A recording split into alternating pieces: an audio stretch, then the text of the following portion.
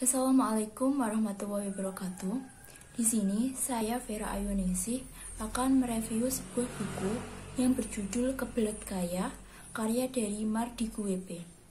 Buku ini menceritakan tentang bagaimana menjadi seorang entrepreneur.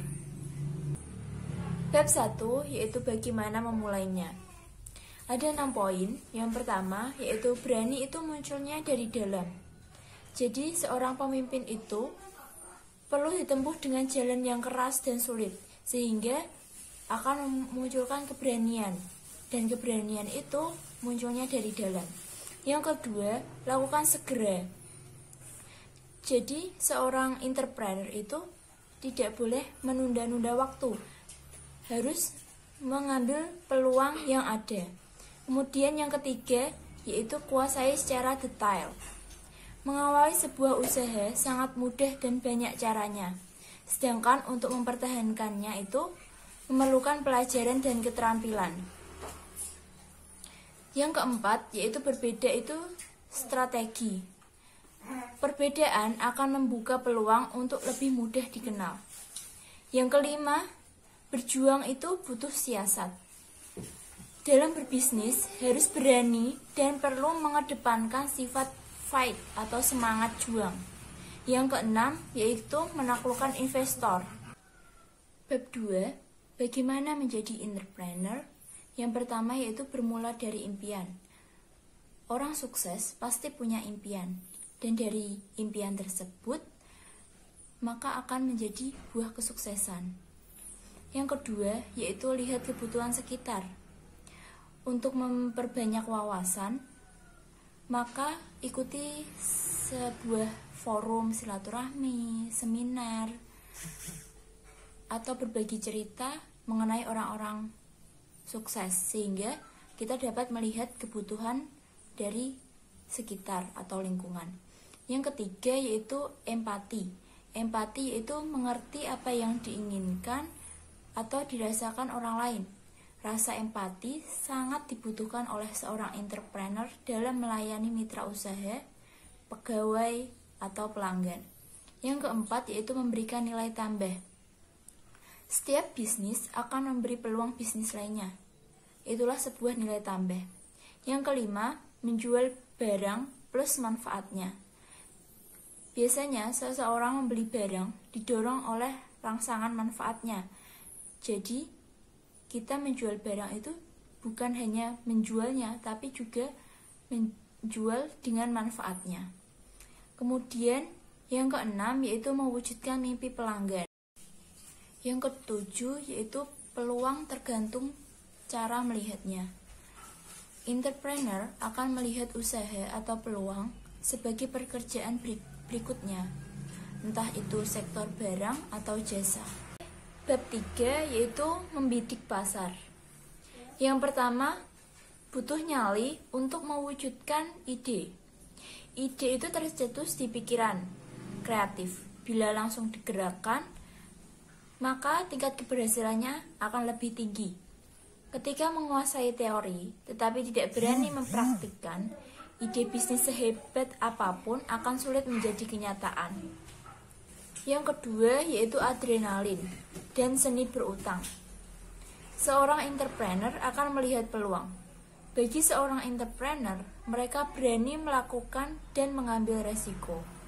Dalam bisnis, berutang untuk tambahan modal kerja atau investasi adalah hal yang wajar.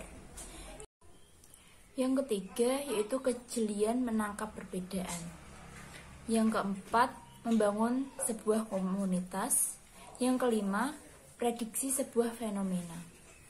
Salah satu metode dalam mengasah kemampuan manajerial adalah dengan membandingkan keputusan para manajer andal dengan melihat sebuah fenomena. Ketika terjadi sebuah fenomena, berusaha untuk mendapatkan gambaran lengkap terlebih dahulu sebelum fenomena selesai. Kemampuan untuk memprediksi sebuah fenomena akan lebih matang ketika membaca sebuah peluang. Yang keenam yaitu komentator yang bukan aktor. Banyak fenomena peluang usaha menjadi sia-sia karena terlambat beraksi dan didahului oleh orang lain dalam memanfaatkan sebuah peluang. Bisnis itu berada di jalur cepat. Jika tidak mengambilnya, orang lain akan mengambilnya. Bab 4 yaitu hati seorang entrepreneur. Yang pertama, belajar sambil mengerjakan. Untuk menjadi seorang pengusaha yang andal, tidak perlu memiliki pengalaman dulu. Kemampuan itu tumbuh jika kita menjalankannya, bukan hanya sekedar memikirkannya. Yang kedua yaitu belajar dari sebuah kesuksesan. Sebuah kegagalan yang terjadi di awal akan menjadi pondasi lebih siap dan lebih kokoh, karena pada saat itu sedang bersiap-siap atas semua kemungkinan buruk yang mungkin akan terjadi. Yang ketiga yaitu mengelola kegagalan. Semakin sering gagal, kita akan semakin jeli dan pintar melihat peluang. Yang keempat, mengelola stres. Jangan membuat keputusan dalam kondisi stres atau tertekan.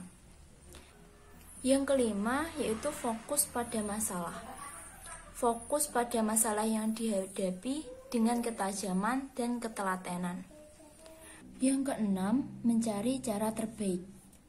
Bisnis yang unggul yaitu bisnis yang mengutamakan hal-hal secara personal dan menyentuh konsumennya secara emosional. Kemudian bab 5 yaitu pola pikir entrepreneur. Yang pertama, selalu di pinggir jurang. Karena seorang entrepreneur itu yaitu orang yang haus akan peluang dan tantangan. Yang kedua yaitu memanfaatkan risiko. Karena entrepreneur sejati adalah seseorang yang berani mengambil risiko dengan risiko yang sudah diperhitungkan sebelumnya. Yang ketiga yaitu cerdas melihat peluang. Entrepreneur sejati akan langsung beraksi ketika melihat sebuah peluang. Yang keempat, jangan cepat puas. Begitu tercapai apa yang dicita-citakan, seorang entrepreneur itu akan membuat sesuatu yang baru. Bab 6 yaitu tugas entrepreneur. Yang pertama, kreatif. Seorang entrepreneur harus bisa mencari informasi lain dalam bisnis. Yang kedua yaitu mengelola sumber daya. Seorang entrepreneur harus mampu berkoordinasi dengan sumber daya manusia yang dimilikinya. Yang ketiga, komunikasi. Seorang dengan soft skill pasti mempunyai hubungan pribadi yang baik. Yang keempat yaitu insting kepemimpinan. Tidak perlu menunggu suatu keadaan untuk membuat menjadi seorang pemimpin, tetapi harus bisa mengendalikan situasi agar jiwa leadership itu muncul. Bab 7 yaitu Zero Prinsip Entrepreneur. Yang pertama, mulai dari nol. Banyak orang yang mau berbisnis tetapi berhenti karena alasan modal. Yang kedua, jujur dalam bisnis. Kejujuran bagi pebisnis dapat menumbuhkan kepercayaan dalam usahanya. Yang ketiga, yaitu zero mind atau pengosongan pikiran. Kemampuan ini dapat membuat pikiran jernih serta menemukan ide-ide. Yang bab ke-8 yaitu berbisnis tanpa uang tunai. Yang pertama, bukan mencari tetapi dicari oleh modal. Berbisnis itu modalnya bukan hanya uang, tetapi juga kelayakan bisnis. Yang kedua yaitu kerjasama modal.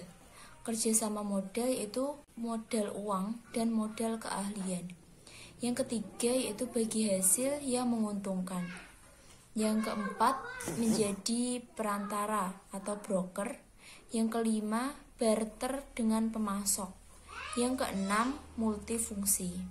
Bab 9 yaitu darah entrepreneur, yaitu yang pertama, penilai karakter yang baik. Bagi para entrepreneur, latihan memahami, mengenal, dan menilai karakter perlu dilakukan. Yang kedua yaitu orientasi pada pelayanan. Seorang pebisnis harus menyajikan sebuah seni yang baik dan bermutu. Yang ketiga yaitu fokus itu awalnya cinta. Untuk dapat fokus, kita harus mencintai apa yang kita kerjakan. Yang keempat yaitu memikat promosi. Promosi adalah cara terbaik, cara untuk membawa produk kepada kesadaran pikiran seseorang, sehingga dalam kondisi tertentu produk kita akan mereka prioritaskan. Yang kelima yaitu berhitung sebelum berhutang. Yang keenam, memilih orang yang tepat. Dalam merekrut seseorang, karyawan atau mitra bisnis harus teliti. Yang ketujuh yaitu mencari dan menciptakan usaha. Bergerak cepat untuk mewujudkan sebuah gagasan. Yang kedelapan yaitu peluang itu membutuhkan kecepatan.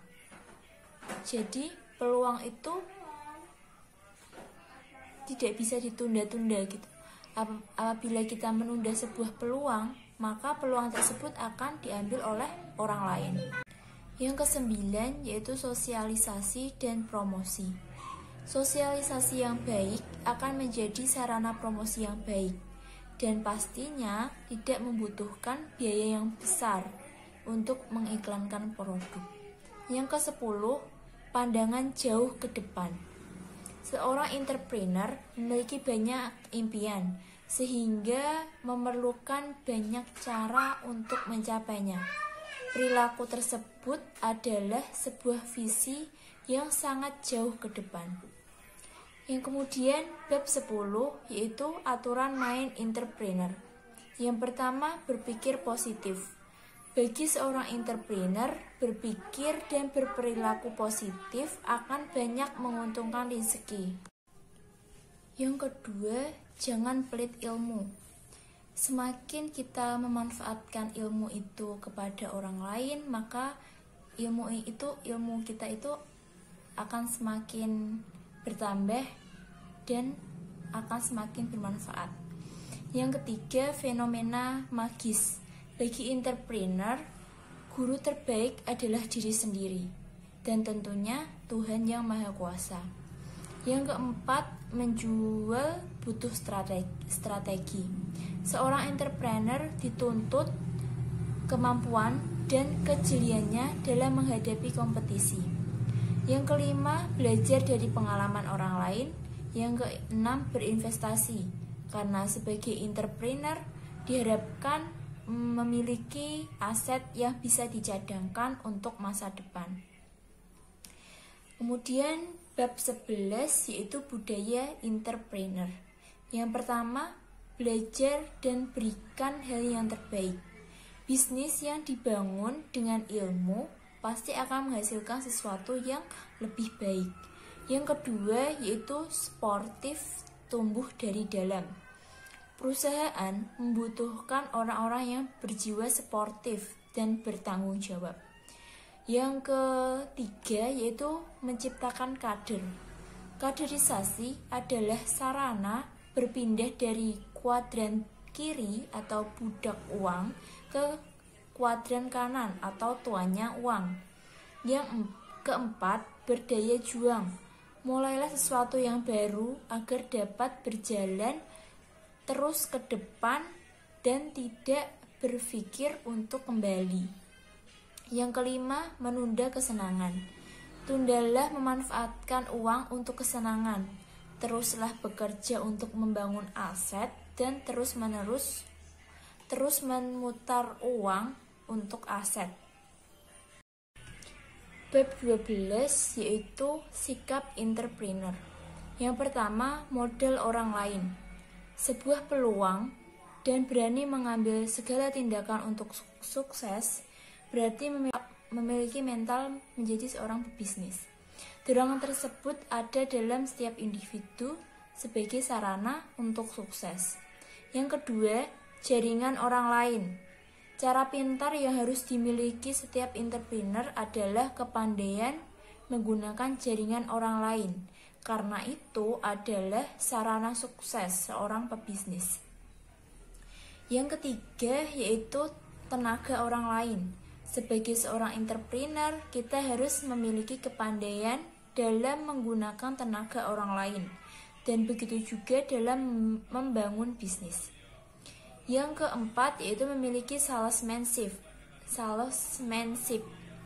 yaitu karena memulai sebuah usaha, modal pertamanya adalah keberanian.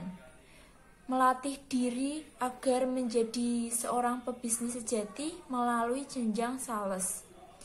Karena sales merupakan pekerjaan yang membutuhkan keahlian tersendiri. Sales adalah pekerjaan yang terhormat karena banyak pelajaran yang didapat, seperti melatih mental, visi, dan kepemimpinan leadership.